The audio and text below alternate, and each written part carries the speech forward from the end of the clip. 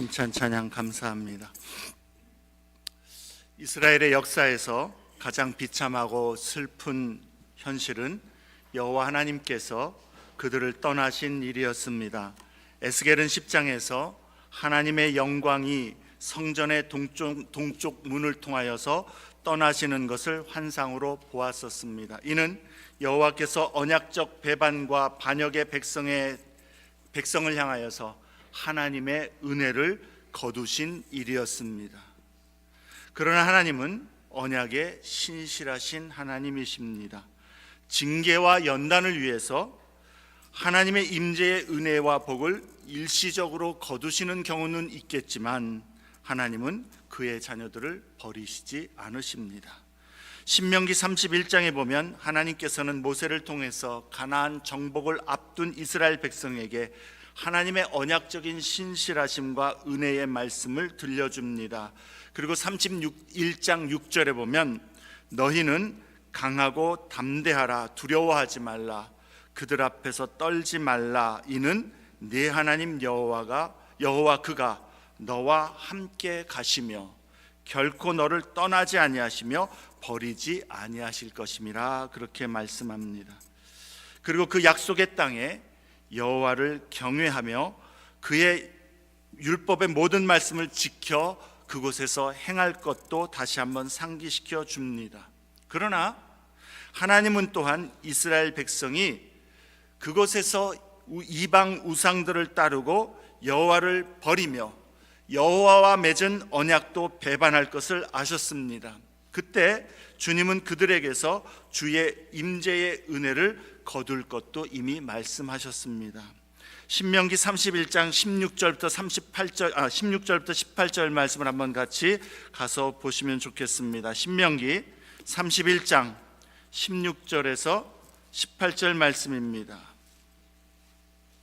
구약 성경 약 311쪽에 아마 있을 것 같습니다.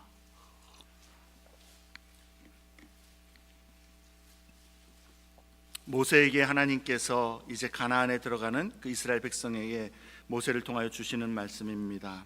16절, 또 여호와께서 모세에게 이르시되 너는 네 조상과 함께 누우려니와 이 백성은 그 땅으로 들어가 음란히 그 땅의 이방 신들을 따르며 일어날 것이요 나를 버리고 내가 그들과 맺은 언약을 어길 것이라. 내가 그들에게 진노하여 그들을 버리며 내 얼굴을 숨겨 그들에게 보이지 않게 할 것인즉 그들이 삼킴을 당하여 허다한 재앙과 환난이 그들에게 임할 그때에 그들이 말하기를 이 재앙이 우리에게 내림은 우리 하나님이 우리 가운데에 계시지 않은 까닭이 아니냐 할 것이라. 또 그들이 돌이켜 다른 신들을 따르는 모든 악행으로 말미암아 내가 그때에 반드시 내 얼굴을 숨기리라. 그대로 펴놓고 계시고요. 내가 그들에게서 내 얼굴을 숨기리라. 반드시 내 얼굴을 숨기리라. 임재를 거두시겠다라는 것이죠. 그리고 그 약속의 땅에 여호와를 경외하여 그의 그렇게 율법을 지키라고 말씀하신 그 말씀을 어기고 그렇게 주님의 법을 순종하지 아니하고 배반한 그것 때문에 하나님께서는 그들이 그렇게 할 것을 미리 아시고 임재의 은혜를 거두시겠다 경고를 하셨습니다. 그런 경고에도 불구하고 이스라엘 백성은 하나님 앞에 계속해서 범죄의 길로 나아갔던 것이죠. 그럼 하나님이 내가 너희를 결단코 떠나지 아니하겠다라는 그 말씀과 그리고 내가 그들에게서 나의 얼굴을 숨기리라고 하는 이 서로 상충되는 일에 대하여 하나님의 해법은 무엇입니까? 하나님은 모세에게 이런 일들에 대해서 이스라엘 백성에게 노래를 써서 만들어 부르게 함으로 이스라엘의 후손들이 그것을 기억하고 노래를 통하여서 배워서 그 일이 증거가 되게 하라 말씀합니다. 19절 말씀에 그러므로 이제 너희는 이 노래를 써서 이스라엘 자손들에게 가르쳐 그들의 입으로 부르게 하여 이 노래로 나를 위하여 이스라엘 자손들에게 증거가 되게 하라. 21절 그들이 수많은 재앙과 환난을 당할 때에 그들의 자손이 부르기를 잊지 아니한 이 노래가 그들 앞에서 증인처럼 되리라. 나는 내가 맹세한 땅으로 그들을 인도하여 드리기 전 오늘 나는 그들이 생각하는 바를 아노라. 이미 하나님은 그들이 어떤 일들을 행할 것도 아신다라는 겁니다. 인간의 죄성 때문이겠죠. 그러므로 모세가 그날에 이 노래를 써서 이스라엘 자손들에게 가르쳤더라 말씀합니다. 그리고 그 노래의 내용을 31장 30절부터 32장 44절까지에 기록하고 있습니다. 신명기 31장 30절에서 32장 44절, 여러분 성경을 다 보시면서 들으실 수 있기를 바랍니다.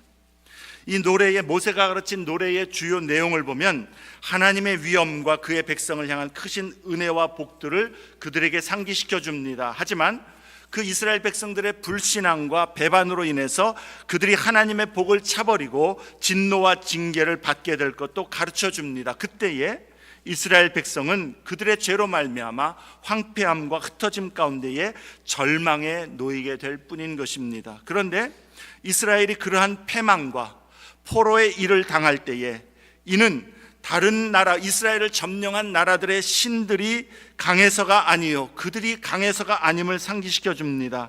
이 모든 일들도 하나님의 섭리 가운데 일어난 일이요 하나님께 범죄한 결과임을 깨닫도록 이 노래를 지어 가르쳐 준 것입니다. 32장 30절에 그들의 반석이 그들을 팔지 아니하였고, 여기서 말하는 그들은 이스라엘 백성입니다. 그들의 반석이 그들을 팔지 아니하였고 여호와께서 그들을 내주지 아니하셨더라면 어찌 하나가 천을 쫓으며 둘이 만을 도망하게 하였으리요. 다시 말해서 지금 이스라엘 백성이 이러한 일들을 당하는 것, 하나님의 섭리고 하나님의 주권이고 하나님의 뜻 가운데 있다라는 겁니다. 배반으로 징계받은 백성에게, 그리고 절망 가운데 있는 백성에게 하나님은 그들이 당한 일이 그들의 잘못의 결과이고 그들을 하나님께서 대적들에게 팔았기 때문에 하나님께서 그 대적들로 하여금 이스라엘을 점령하게 했기 때문에 이런 일들이 일어났다라는 겁니다. 징계이고 형벌이라는 것이죠. 언약을 어긴 백성에게 그러한 징계와 징벌이 합당하지만, 그러나 여전히 하나님은 당신 자신을 그들의 소망으로 말씀하는 것을 여기에 빼놓지 않고 계십니다. 여기서 뭐라고 처음에 32절에 시작을 30절에 말씀합니까? 그들의 반석이라고 이야기하고 있다.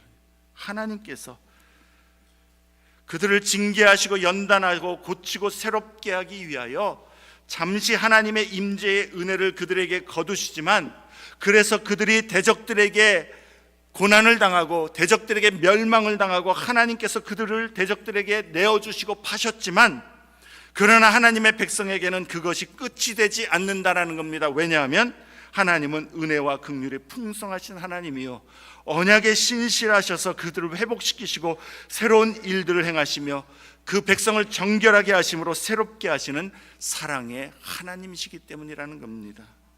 하나님은 그들을 향하여서 여전히 징계받을 수밖에 없고 그들을 징계받는 것이 합당한 모습이지만 배반밖에 없는 그러한 백성을 향하여서도 자기 자신을 일컬어서 그들의 반석이라고 자기를 지칭하고 있다는 거예요.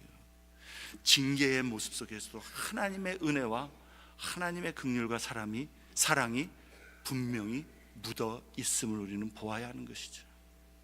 31절부터 나오는 그들은 이스라엘이 아닌 이스라엘의 대적들을, 그리고 그들의 신을 의미합니다. 35절에 그들이 실족할 그때에 내가 보복하리라.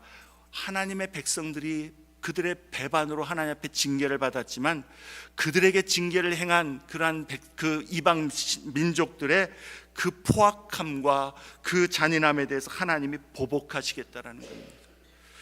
그들의 환난 날이 가까우니 그들에게 닥칠 그 일이 속히 오리로다. 하나님이 그들을 벌하시고 그 가운데 자기 백성을 건지시겠다는 말씀인 것이죠.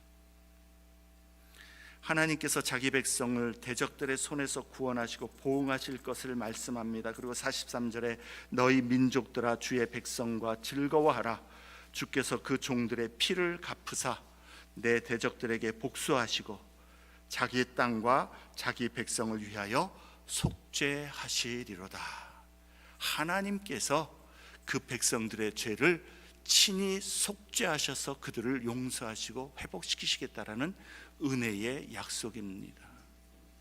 그들은 배반하고 하나님 앞에 징계받고 해서 하나님 앞에 회복될 만한 아무 일도 하지 않았지만 하나님께서 은혜로, 긍휼로, 사랑으로 언약에 신실하셔서 그들의 잘못을 덮고 속죄를 이루실 것을 약속하시는 것이죠. 하나님의 백성의 잘못과 죄로 덮여진 그 땅을 회복시키시고 또한 범죄한 백성의 잘못을 덮어 속죄를 이루실 것을 약속하신 것입니다. 이것은 하나님은 자기 백성에게서 징계와 연단을 위해서 임재의 복과 은혜를 일시적으로 거두시기는 하지만 결코 자기 백성, 자기 친백성을 떠나지 않으시고 버리지 않으신다는 사실입니다. 하나님은 언약에 신실하신 하나님이요 사랑과 자비와 긍휼이 풍성하신 은혜의 하나님이십니다. 그렇다면 예수 그리스도 안에서 믿음으로 하나님의 언약 백성이 되고 하나님의 자녀된 우리에게 하나님은 얼마나 더더욱 신실하시지 않겠는가? 우리는 이 하나님의 말씀을 보면서 예수 안에서 우리에게 주시는 하나님의 사랑과 긍휼의 풍성하심 그리고 신실하심의 그 놀라움을 우리는 볼 수 있어야 되고 그것을 신뢰할 수 있어야 하는 것입니다.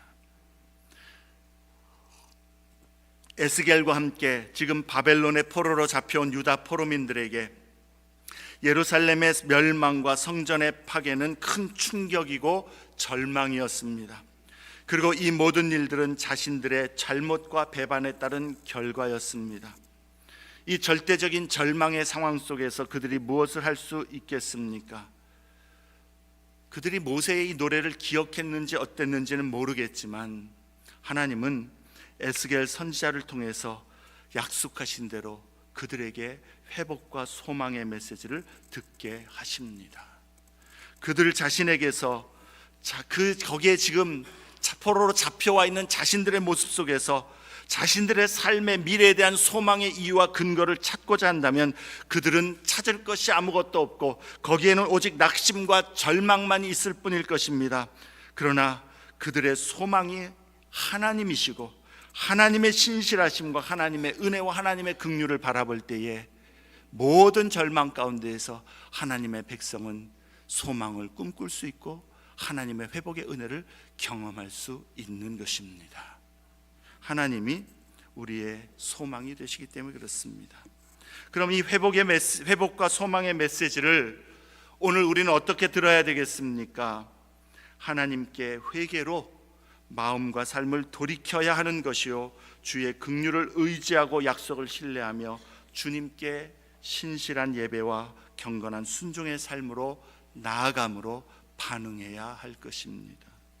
하나님께서 지금 에스겔에게 장래 영광스러운 새 예루살렘의 회복과 그 땅의 회복을 환상으로 보여주시고 그것을 유다 포로민들에게 선포하도록 하시는 이유가 무엇입니까? 그들이 지금 당한 상황 속에서 절망 속에서 아무런 소망이 없는 그 일들 속에서 자신들의 지난날의 잘못과 배반과 불순종을 회개하라는 것입니다. 그리고 오늘 믿음으로 하나님을 섬기는 그 신실함을 인내로 붙들라라는 것입니다. 현실은 그렇게 보이지 않을지라도 하나님 앞에서 하나님의 행하실 일들을 바라보며 믿음으로 오늘 내 삶의 모습 속에서 신실하게 주님의 말씀을 좇아 살아가라는 그러한 격려인 것이고 그리고 장차 하나님께서 이루실 새 예루살렘의 소망 가운데에 그것을 붙들고 살면서 지금 현실의 그 세상에 묻히지 말고 주님이 약속하신 그 회복의 소망의 나라를 향하여 믿음으로 전진해 나아가라는 그러한 메시지인 것이죠. 그리고 이 메시지는 오늘 우리에게도 동일한 교훈이 되어야 하는 것입니다. 에스겔 40장부터 48장에 기록된 새 예루살렘과 새 성전 그리고 새롭게 회복된 땅에 대한 그 소망의 메시지는 오늘 우리에게도 장차 하나님께서 그리스도 예수 안에서 이루실 하나님 나라와 그 영광을 바라보도록 하는 것이요 그 소망이 우리에게 있기 때문에 확신 가운데에 이 땅을 살아가면서 이 땅에서 당하는 여러 가지 도전과 위험과 절망과 아픔, 상처 가운데서도 그 하나님의 신실하심을 바라보며 그 약속의 소망 가운데에 하나님의 나라에서 얻을 하나님이 우리를 붙들어 회복시키실 그 소망을 바라보면서 오늘도 신실하게 주님을 따라 끝까지 믿음으로 인내하며 걸어가라는 그런 교훈을 우리에게 주시는 것입니다. 오늘 본문은 에스겔이 본 회복의 환상의 마지막 내용입니다.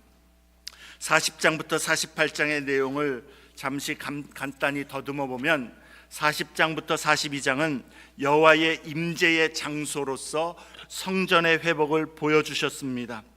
하나님께서 이루실 완벽한 성전, 오직 거룩한 자만이 들어갈 수 있는 그 성전의 모습을 보여주신 것이죠. 43장에서는 이제 에스겔은 그 완전하게 회복된 성전에 떠나셨던 여호와의 영광이 돌아오는 것을 또한 보게 됩니다. 그리고 44장에서 46장에서는 이 성전에서의 예배의 회복에 대해서도 말씀해 주고 있습니다. 그리고 이제 에스겔은 성전 바깥으로 나아가서 47장부터 48장에서는 성전의 그 회복, 예배의 회복에 따른 결과로 나머지 그 약속의 땅에 끼쳐지는 영향들에 대해서 말씀해 주고 있습니다. 우리가 한 가지 기억할 것은 40장부터 48장에 보여주는 에스겔의 이 환상, 그리고 성전의 모습, 이런 것들은 실제로 그렇게 성전이 지어지거나 예배가 그렇게 규례들이 이루어지는 것을 위한 말씀이 아니다라고 이야기했습니다. 문자적으로 그런 일들이 일어날 것을 지금 기대하는 것이 아니라 이 환상의 모습들은 상징적인 이미지들로서 그렇게 우리에게 주시는 장차 하나님께서 이루실 신학적인 의미, 영적인 의미로 해석해야 된다라고 이야기했습니다. 오늘 본문 47장부터 48장의 내용, 좀 길지만 세 가지 주제로 우리가 요약해 볼 수가 있겠습니다. 세 가지 주제는 강, 땅, 그리고 성읍입니다. 성전으로부터 흐르는 물이 강을 이루어서 그 약속의 땅에 끼쳐지는 영향을 47장 1절부터 12절에 기록합니다. 그러니까 첫 번째 1절부터 12절까지는 강에 대한 이야기이죠. 그리고 47장 13절부터 48장 29절까지의 말씀은 회복된 그 약속의 땅을 이스라엘의 각 지파의 기업으로 분배하는 내용입니다. 마지막으로 48장 30절부터 35절은 예루살렘 성읍의 출입구로서 12개의 문이 있는데 그것이 각 지파의 이름으로 3개씩 나누어져 기록될 것을 보여주는 말씀입니다. 첫 번째, 성전으로부터 흘러내리는 강입니다. 이 본문에 대해서 좀 더 자세한 설명은 우리 2024년 1월 7일 설교 말씀 우리 교회 홈페이지 가서 보시면 좀 더 자세한 내용을 여러분 상기할 수 있을 것입니다. 성전 문지방 밑에서 흐르는 물을 봅니다. 근데 그 물은 처음에는 작은 물줄기였지만 점점 뻗어나가면서 나중에는 큰 물이 되어서 사람이 능히 건너지 못할 강이 되었다 말씀합니다. 그리고 그 강물이 흐르는 곳에는 그 주변에서 생명의 역사가 일어납니다. 특히 사해로 흘러들어가서 그 죽음의 바다가 생명으로 변화되는 그런 전적인 변화와 변형을 일으키는 것을 보여주고 있습니다. 무엇을 이야기하는 것입니까? 생명의 근원이 하나님께 있음을 보여주고 있는 것이죠. 하나님의 은혜의 강물이 흐르는 곳에는 생명의 역사, 회복의 역사, 치유의 역사가 있습니다. 하나님의 임재로부터, 하나님의 성전으로부터, 하나님의 성으로부터 흐르는 강물이라는 이 주제는 성경 전체에서 흐르는 주요한 주제 중에 하나입니다. 창세기 2장 10절부터 14절 말씀을 가서 보면은요, 창세기 2장 10절부터 14절 말씀에 이렇게 말씀합니다. 그 에덴 동산에서 강이 에덴에서 흘러나와 동산을 적시고 거기서부터 갈라져 네 근원이 되었으니, 그러면서 그 첫째 강, 둘째 강, 셋째, 넷째 강들의 이름이 나오죠.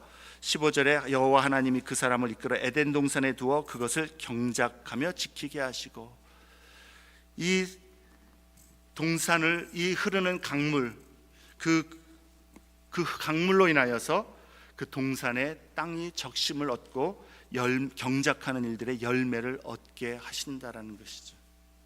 시편 46편 4절에도 가서 보면은요, 여러분 제가 읽습니다. 한 시내가 있어 나뉘어 흘러 하나님의 성 곧 지존하신 이의 성소를 기쁘게 하도다, 그렇게 말씀합니다. 하나님의 성으로부터, 지존하신 하나님의 성소로부터 샘이 흘러나와 기쁘게 하는 그러한 모습을 그려주고 있죠. 요엘서 3장 18절에도 보면은요, 그날에 산들이 단 포도주를 떨어뜨릴 것이며 작은 산들이 젖을 흘릴 것이며 유다 모든 시내가 물을 흘릴 것이며, 그 다음에 여호와의 성전에서 샘이 흘러나와서 시딤 골짜기에 되리라. 시딤 골짜기, 광야를 의미합니다. 그 광야에 물이 잘 공급되는 광경을 보여줍니다. 풍성함과 회복, 생명의 이미지, 그것이 어디로부터 말미암는가? 여호와의 성전으로부터 말미암다라는 것이죠. 스가랴 14장 8절에도 말씀합니다. 그날에, 마지막 날을 이야기하죠. 생수가 예루살렘에서 솟아나서 절반은 동해로 절반은 서해로 흐를 것이라. 여름에도 겨울에도 그러하리라. 하나님의 생명과 회복의 역사를 성경은 줄곧 이야기하고 있다는 겁니다. 또 성경은 새 예루살렘의 이미지로 성경의 모든 그 말씀을 끝을 맺는데, 계시록 22장 1절부터 2절 말씀에 보면 하나님의 보좌로부터 흘러나오는 이 생수가 그 주변의 생명나무들을 시절을 쫓아 열매 맺게 하는 그런 그림들을 묘사해 줍니다. 거기 말씀에 보면 또 그가 수정같이 맑은 생명수의 강을 내게 보이니 하나님과 및 어린 양의 보좌로부터 나와서 길 가운데로 흐르더라. 강 좌우에 생명나무가 있어 12가지 열매를 맺되 달마다 그 열매를 맺고 그 나무 잎사귀들은 만국을 치료하기 위하여 있더라 말씀합니다. 계시록의 요한이 보는 이 환상은 에스겔이 본 여호와의 회복된 성전으로부터 흘러나오는 이러한 강물의 이미지를 근거로 하고 있다는 것을 우리가 알 수가 있습니다.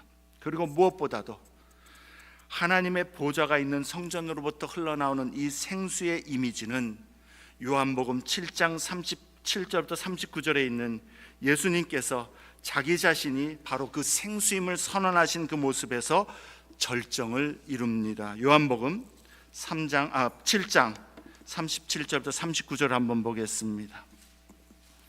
요한복음 7장 37절에서 39절.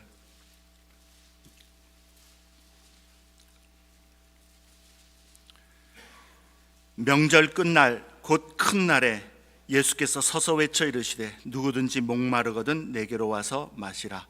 나를 믿는 자는 성경의 이름과 같이 그 배에서 생수의 강이 흘러나오리라 하시니 이는 그를 믿는 자들이 받을 성령을 가리켜 말씀하신 것이라.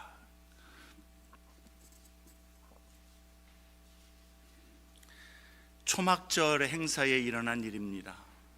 초막절 행사는 당시에 7일 동안 이루어지는 유대인의 큰 명절이었습니다. 그리고 그 마지막 날에 제사장들은 예루살렘 근처에 있는 실로암 못에 가서 물을 주전자에 떠다가 그 물을 성전 안에 있는 번제단에다가 붓습니다. 그 의식을 행함으로 에스겔이 환상으로 보았던 이 47장의 그 여호와의 성전으로부터 물이 흘러가는 그 모습을 상징적으로 연상시켜주기 위한 그러한 의식입니다. 그때에 그러한 의식이 한참 행하여지고 있던 그때 예수님께서는 무리 가운데 일어나셔서 누구든지 목마르거든 내게로 와서 마시라. 나를 믿는 자는 성경에 말씀하신 것처럼 그 배에서 생수의 강이 흘러나오리라 선언하셨던 것입니다. 예수님이 바로 그 생수라는 것이요, 그 생수의 근원인 완전한 성전이 바로 예수님 자신이라고 선포하신 것이죠. 예수 그리스도가 곧 에스겔의 완전한 성전의 성취이시고 그 성전에서 흐르는 생수의 근원이시며 죽음을 생명으로 바꾸시고 치유와 회복과 변화를 일으키시는 생수가 되신다라는 것입니다. 그리고 그 예수님이 누구든지 목마르거든, 이 치유가 필요하거든, 이 회복이 필요하거든, 죽음에서 생명으로 옮겨지는 그러한 변화가 필요하거든 내게로 와서 마시라라고 초청하셨다라는 사실인 것이죠. 우리를 향한 그 은혜의 초청을 주신 것입니다. 그리고 이 초청은 언제나 유효하고 언제든지 예수께 회개와 믿음으로 나아가는 자에게 오늘날도 주님은 그 말씀하신 대로, 초청하신 대로 역사하시고 이루시는 은혜의 초청인 것입니다. 놀라운 초청을 우리는 받은 것입니다. 예수님이 계신 곳이 곧 회복의 자리이고 생명의 자리입니다. 믿음으로 예수께 나아가는 자는 복을 얻습니다. 나의 삶을 주님께 맡기며 주님을 따르면, 주님께 순종으로 우리 자신을 의지하면 주님은 우리 안에 성령으로 말미암아 하나님의 은혜의 강, 생수의 강이 흐르게 하심으로 새롭게 하심과 회복과 치유와 생명의 역사를 얻게 하시겠다라는 것이죠. 그러므로 여러분, 하나님 앞에서 이 놀라운 주님의 초청을 그냥 무시하거나 옛날 이야기로 삼을 것이 아니라 오늘 내 삶에, 나의 현실에, 나의 문제에, 나의 기도의 제목에, 나의 삶에 지금 나를 두렵게 하고 짓누르는 그 일에 주님이 치유이고 회복이고 변화임을 고백하며 그 주님 앞에 믿음으로 나아가야 된다는 겁니다. 회개로 나아가야 되고 믿음으로 나아가야 하는 것이요, 주님의 임재가 있는 곳에는 회복이 있고 치유함이 있기 때문에 우리의 있는 모습, 우리의 삶을 예수께 맡겨 나아가기를 힘써야 하는 것입니다. 주님의 임재가 있는 곳에는 회복이 있습니다. 마음의 회복, 영의 회복, 삶의 회복, 육신의 회복, 여러분의 관계의 회복, 여러분의 기도의 제목의 회복, 그리고 여러분의 그 모든 삶에 막혀있는 부분들의 회복이 있습니다. 그 회복은 내가 원하는 것들을 주님이 이루어 주시는 회복이 아닌 주님께서 우리의 삶을 향하여 그 사랑과 신실함과 은혜로 붙들어 주님 앞에 신실한 모습으로 세우시는, 그래서 모든 것이 합력하여 결국에는 선을 이루게 하시는 예수 안에 초점을 두어 예수 안에서 주님이 우리를 향하여 목적하신 그 선하신 뜻을 이루시는 그 회복과 변화인 것이죠. 그리고 그 회복과 변화는 세상 어떤 것보다 가장 귀한 것이 되는 것입니다. 예수님의 임재가 있는 곳이 곧 생명과 회복의 자리입니다. 그런데 여러분, 우리의 삶에서 예수님의 그 임재의 은혜와 복이 가장 확실하게 보장된 그 시간과 장소가 어디입니까? 예배의 자리입니다. 주의 이름으로 두세 사람이 모인 그곳에 나도 그들과 함께 있느니라. 주님은 분명히 약속하셨고, 우리가 예배에 나오는 것은요, 우리가 모였으니까 주님 오셔서 우리의 예배를 받으십시오, 이게 아닙니다. 여러분, 미국 교회의 예배 순서에 제일 먼저 뭐라고 표시합니까? Call to worship이라고 얘기해요. Call to worship, 예배의 부름. 하나님이 우리를 예배 자리로 부르시는 겁니다. 우리가 나왔으니까 하나님 오십시오가 아니라 하나님께서 예배의 자리에 주의 백성들로 하여금 나오라 초청하신 자리입니다. 우리는 믿음으로 주님의 예배 자리에 나아가는 겁니다. 주님의 임재 자리에 나아가는 겁니다.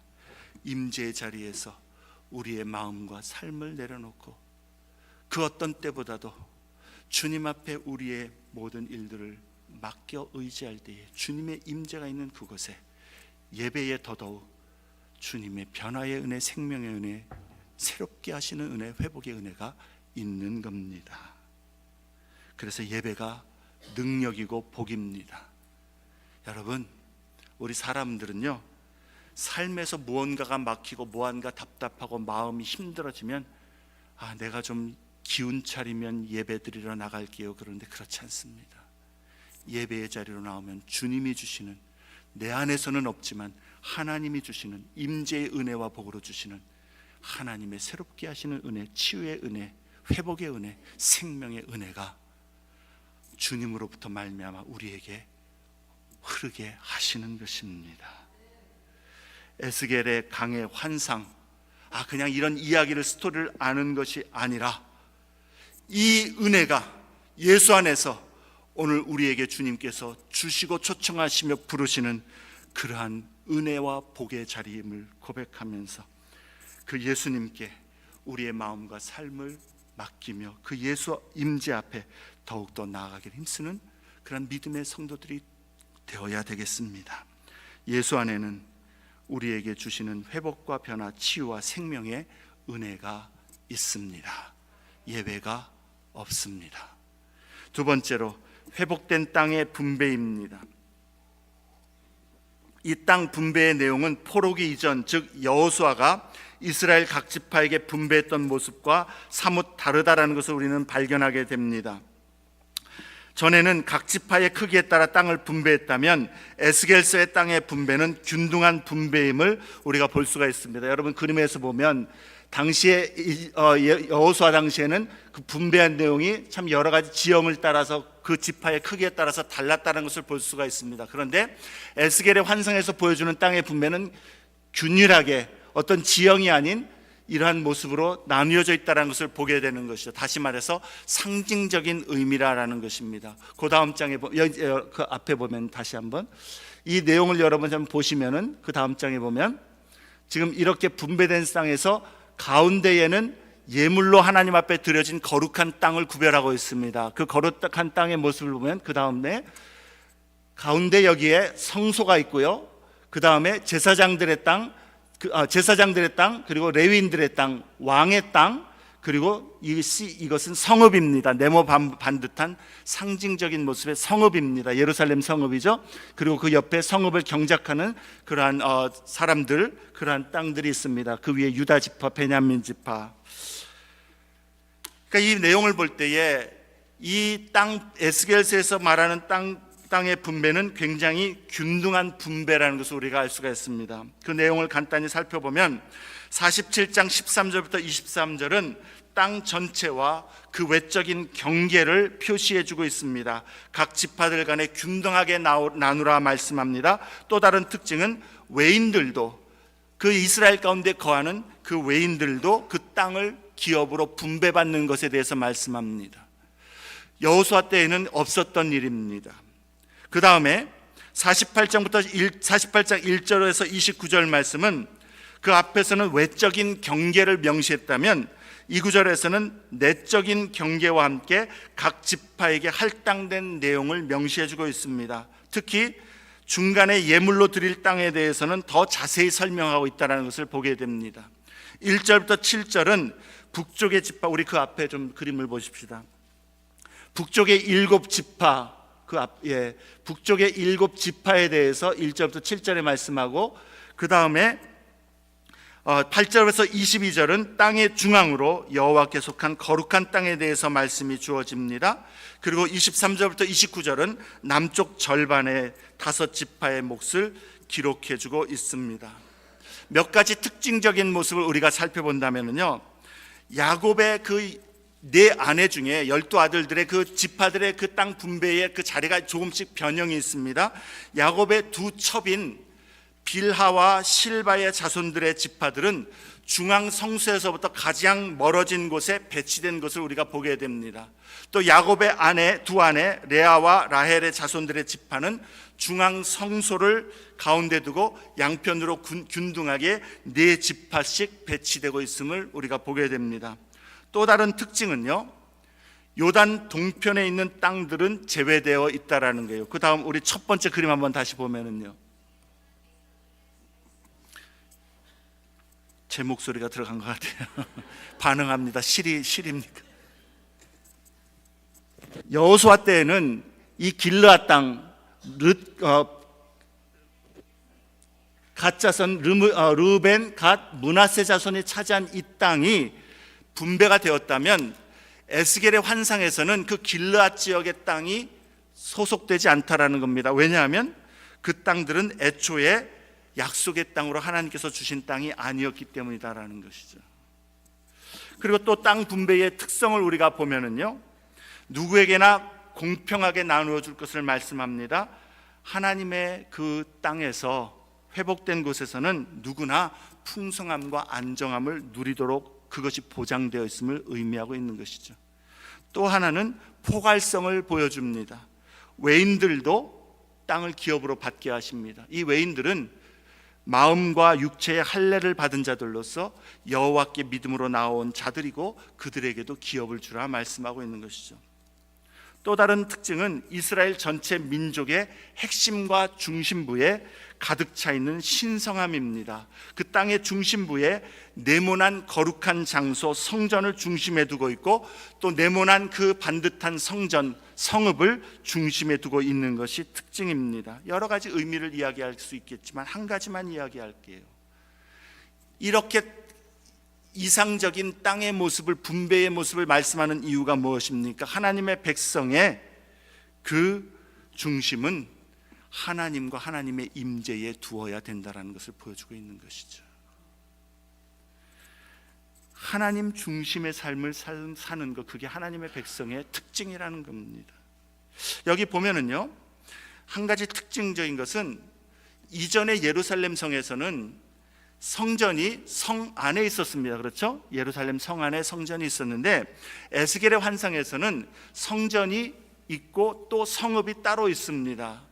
무엇을 의미하는 것일까? 아마도 이것은 하나님의 거룩하심과 초월되심을 나타내 보여주는 것이고, 또한 동시에 하나님이 자기 백성과 함께 하시는 모습을 나타내 보여주는 것으로 볼 수가 있겠습니다. 초월, transcendent.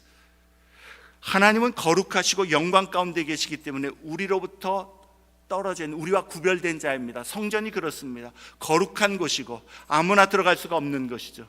그런데 또한 성읍에 네모 반듯하게 한 그것은 하나님의 임재를 상징하는 것입니다. 자기 백성 가운데 하나님이 내재하시는 immanent, 하나님의 함께 하심을 보여주고 있다라는 것이죠. 그게 우리가 장차 하나님의 나라에서 누릴 하나님의 영광의 모습 안에서 우리가 경험하게 될 모습입니다. 하나님은 여전히 우리로부터 초월되신 전능자이고 창조주이십니다. 구원받고 영원히 우리가 하나님 나라에 거한다 할지라도 우리는 여전히 하나님과 같을 수 없는 유한자이고 피조물입니다. 그런데 그곳에서 하나님이 우리와 친히 함께 하시는 복을 누리게 된다는 것이죠. 자, 여기에서 땅에 대한 신학, 기업에 대한 것, 예수님께서는 산상수훈을 말씀하시면서 온유한 자는 복이 있나니 저희가 어떻게 말씀해요? 그들이 땅을 기업으로 얻을 것이며, 그렇게 말씀합니다. 온유한 자라는 것은 성품을 이야기하는 것이 아니고요, 땅을 기업으로 얻는다는 것은 이 땅에서 잘 살게 된다, 그것을 의미하는 게 아닙니다.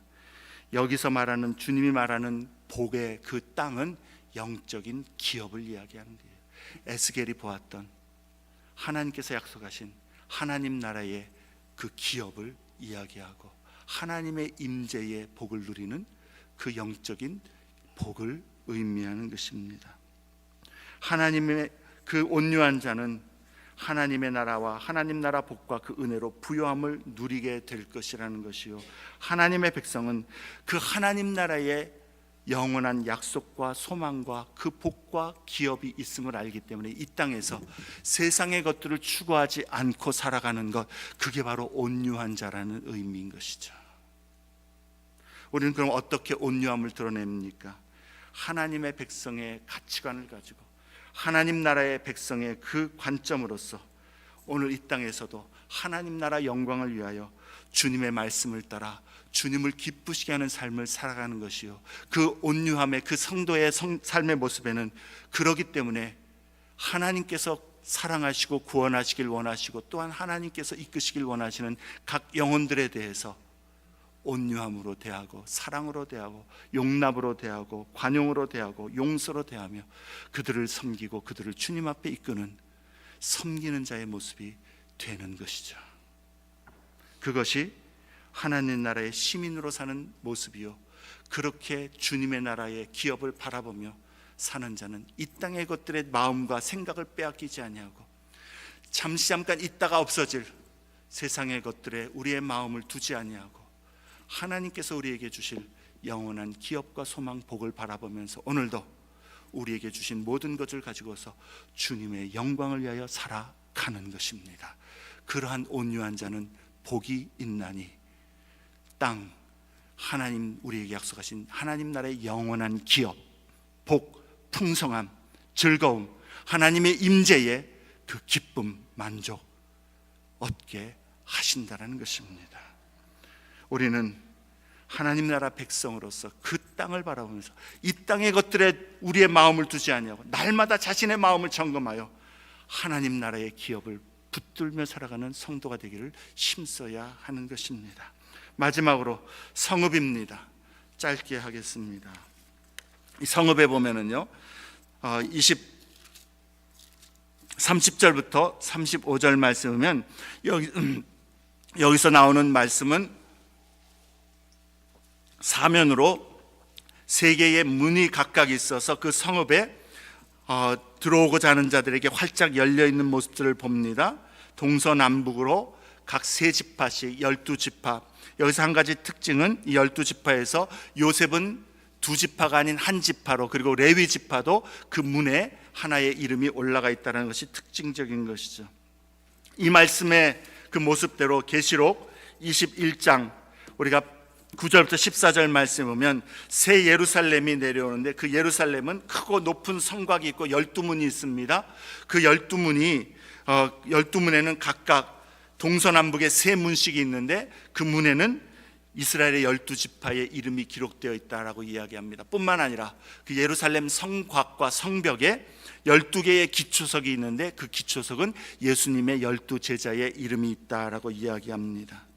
하나님께서 이루실 하나님의 그 성읍, 그것에 하나님이 이와 같이 이루시고 문을 활짝 열어 누구든지 예수 그리스도 안에서 참으로 믿음으로 주님의 초청을 받고 생명의 은혜를 사모하며 나오는 자에게 사방으로 문이 열려 있다는 것을 보여주고 있는 것이죠.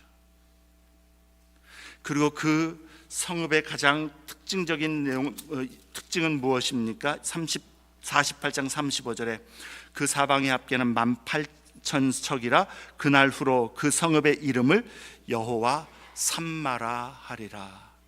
히브리어로 야훼 삼마, 여호와께서 거기 계신다라는 의미입니다. 주님이 거기 계셔서 이제는 하나님의 백성들, 하나님의 그런 은혜 안에서 구원받은 백성들, 속죄함을 받은 백성들, 회복된 백성들을 하나님의 임재 안에서 하나님의 복과 하나님의 은혜와 하나님의 풍성함과 하나님의 만족과 세상이 줄 수 없는, 세상에 할 수 없는 평화, 그리고 영원한 하나님의 그 만족, 즐거움을 누리게 하시겠다라는 것이죠. 주님이 거기 계시기에 거기에는 눈물이 없고 슬픔이 없으며 아픔이 없고 고통이 없는 그런 영원한 복을 누리는 은혜가 있다라는 겁니다.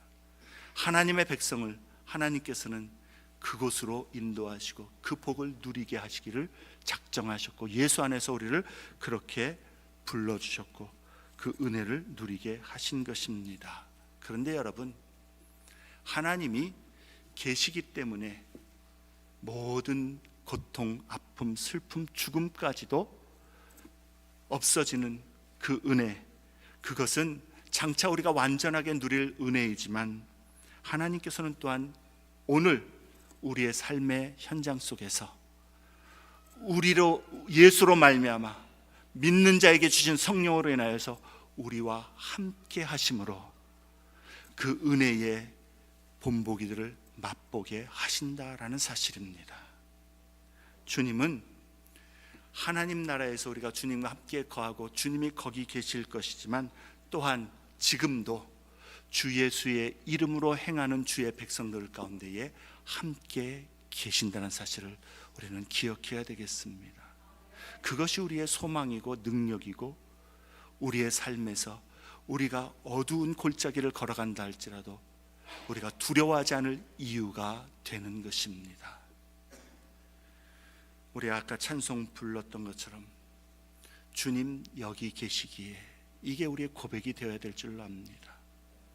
여호와 삼마, 여호와께서 거기 계시기 때문에 그것이 완전하고 그것이 복되고 그 하나님의 나라 성전, 그 성소가 정말 만족이고 평강이고 기쁨이 되었던 것처럼 그 주님은 이제 우리가 그 나라에 다다르기까지 주님의 백성을 홀로 내버려 두지 않는다라는 사실인 것이죠. 우리의 삶에서 믿음으로 주님 앞에 서 있는 자들의 그 마음에 삶의 현실의 일들의 기도의 제목에 주님 거기 계십니다. 주님이 거기 계시기에 오늘 우리가 당하는 도전도, 시험도, 아픔도, 문제도, 어두움도, 나는 감당할 힘이 없고 지혜도 없고 능력도 없고 갈 길도 알지 못하고 나 자신에게서 그것을 해결할 수 있는 모습을 찾으려 한다면 낙심과 절망뿐이겠지만, 나를 위하여 십자가에서 자기 몸을 내어주시고 우리와 늘 동행하시는 예수 그리스도의 임재로 말미암아 우리는 그 두려움과 시험과 도전의 그리고 아픔의 일들 가운데서도 주 예수 안에서 믿음으로 소망 가운데에 승리하며 나아갈 수 있는 것이요, 주님은 우리와 함께 하시며 우리를 믿는 자들을 반드시 선하신 길로 인도해 주시는 것입니다. 에스겔서를 마치면서 성전과 강 그리고 땅 그리고 주의 성읍 임재를 우리가 묵상하면서 우리 안에 거하시는 생명의 은혜를 믿음으로 붙들 수 있기를 바랍니다. 주님의 초청은 누구든지 목마르거든 내게로 와서 마시라신 초청은 과거의 그냥 하나의 사건 선언이 아닙니다. 오늘도 우리의 현실에 우리의 일들에 주님이 내게 오라 부르시는 초청인 것이요, 누구든지 그 주님 앞에 나의 삶의 중심을 두고 나의 모든 것들을 주님을 예배함과 주님을 섬기는 데 중심을 두며 그렇게 주님 앞에 소망을 두고 나아가는 자에게 주님은 오늘도 주의 그 임재의 역사로 우리 안에 새로운 일들을 이루시고 주님의 선하신 일들을 이루시며 주의 역사를 이루어 주실 것입니다. 하나님 나라의 소망을 붙들고